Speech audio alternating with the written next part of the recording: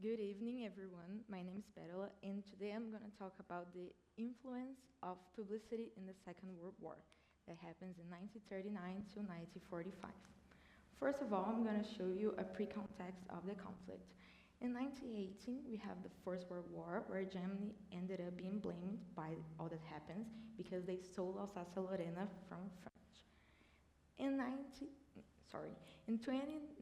we have the Great Depression and economy that crisis that hits Germany. In 1932, the Nazi Party was considered the largest one that shows how they were getting more support of people. In 1933, Adolf Hitler rises to power, so he became chancellor. Nazis invaded Poland in 1939. That was the official start of the Second World War. In 1940, we have the German occupation of France. Hitler used communication influence to achieve his dictatorial regime by dominating the informative vehicles. With the beginning of the war, the theater would turn it into an extension of the military forces of the Nazis. And the Volkshuer Beobachter was the nationalist journal, meaning the People's Observer, and they used the dictatorship to say what they want to get into the people's minds to promote the Aryan race, and they banned all the journals that weren't allowed, with their ideals. Volksempfänger was the radio that means people's radios, and they turn it into more affordable so that more Germans could listen to what they want to say, their racist and eugenic ideals. They also put the Hitler speeches in public spaces to control other people's minds. Continental Films was the only movie production authorized by the Nazis to exist in occupied French. And then he did it. Adolf Hitler, dictator of Germany and leader of Nazi Party. He once said in his book, "By an able and persistent use of propaganda, heaven itself can be presented to people as if were hell." And he did that. He sold the whole idea of heaven in an actual hell. The Aryan race was a pseudo-scientific myth of white superiority. And basically they said that all the human advancements were made by the right race, the Aryan race. And here we can see the stronger must dominate and not mate with the weaker. That's like a social Darwinism where the most adapted must go on and live.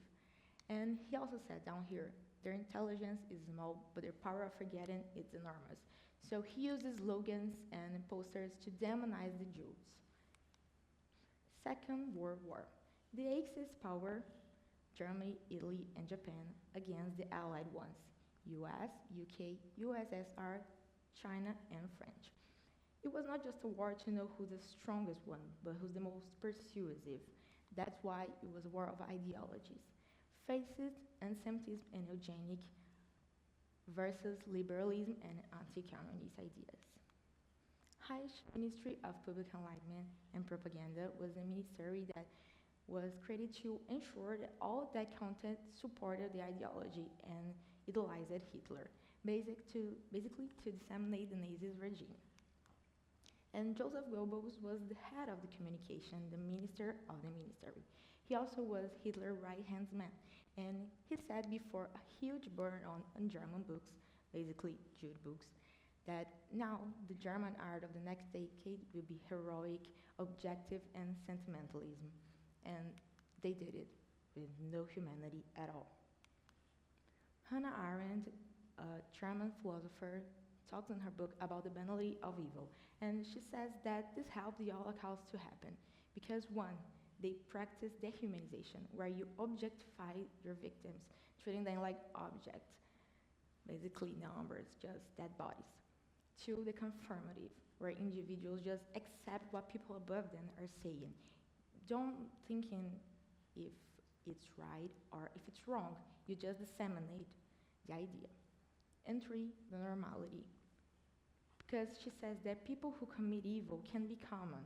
You just have to have a motivation, or a passion, or something you believe, an ideology. And Zygmunt Bauman, a Polish sociologist that characterized our society as unstable and liquid.